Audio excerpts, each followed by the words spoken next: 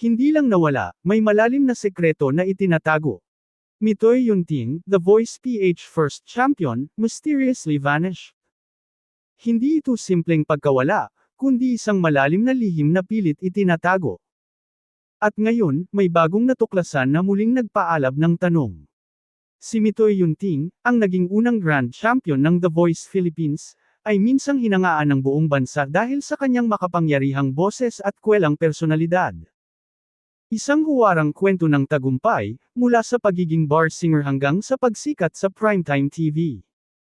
Ngunit sa hindi inaasahang pagkakataon, siya ay tila naglaho sa eksena, walang pahayag, walang babala, at walang malinaw na dahilan.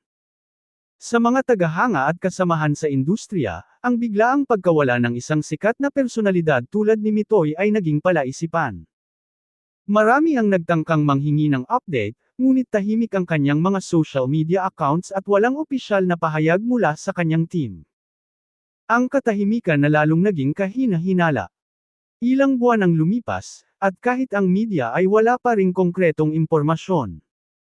Ang mga showbiz reporters ay nagkakandara pa sa paghahanap ng detalye, ngunit tila may pader ng katahimikan na bumalot sa paligid ni Mitoy. Ilang netizens ang nagsimulang magtanong. May sakit ba siya? May problema ba sa pamilya? O may mas malalim na dahilan kung bakit siya nanahimik? At kamakailan lamang, isang kaibigan at dating kasama ni Mitoy sa banda, ang hindi sinasadyang nagpahiwatig sa isang live video na agad na naging viral. Sa gitna ng kanilang pag-uusap, nabanggit nito.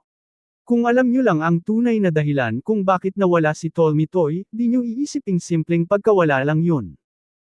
Bagamat hindi direktang sinabi kung ano ang tinutukoy, ang tono at bigat ng kanyang tinig ay nagbigay ng malaking katanungan sa publiko. Ano nga ba ang tinatago?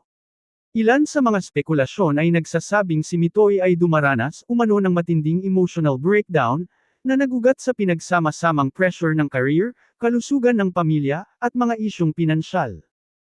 May nagsabi rin na nagdesisyon siyang umiwas pansamantala sa limelight upang hanapin muli ang kanyang sarili.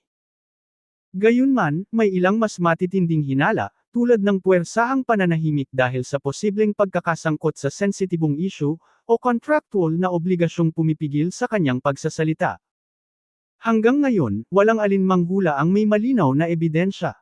Sa kabila ng usap-usapan, ang pamilya ni Mitoy ay hindi pa rin nagbibigay ng malinaw na pahayag. Ayon sa isang insider, Mitoy is okay, but he just needs time. Isang simpleng tugon, ngunit hindi sapat upang mapawi ang pag-aalala ng mga tagahanga. Marami sa kanyang followers ang patuloy na nagpapadala ng mensahe ng suporta at panalangin, umaasang ang kanilang idolo ay ligtas, payapa, at makakabalik balang araw. Ang biglaang pagkawala ni Mitoy ay muling nagpapaalala sa atin, na sa likod ng mga ngiti sa entablado at lakas ng boses, ay may mga katahimikan, takot, at pusoning hindi laging nakikita. Tulad ng sinumang tao, ang mga artista rin ay nangangailangan ng pahinga, proteksyon, at pag-unawa. Ang insidente ng slip of the tongue mula sa isang kaibigan ni Mitoy ay maaaring simulan na ng pagguho ng pader ng katahimikan. Habang tumataas ang interes ng publiko, tila hindi na rin magtatagal at isang mas malinaw na katotohanan ang tuluyang lalantad.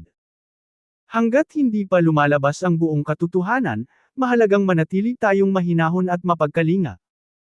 Si Mitoy Yunting ay hindi lamang isang singer, siya ay tao, anak, kaibigan, at inspirasyon ng marami.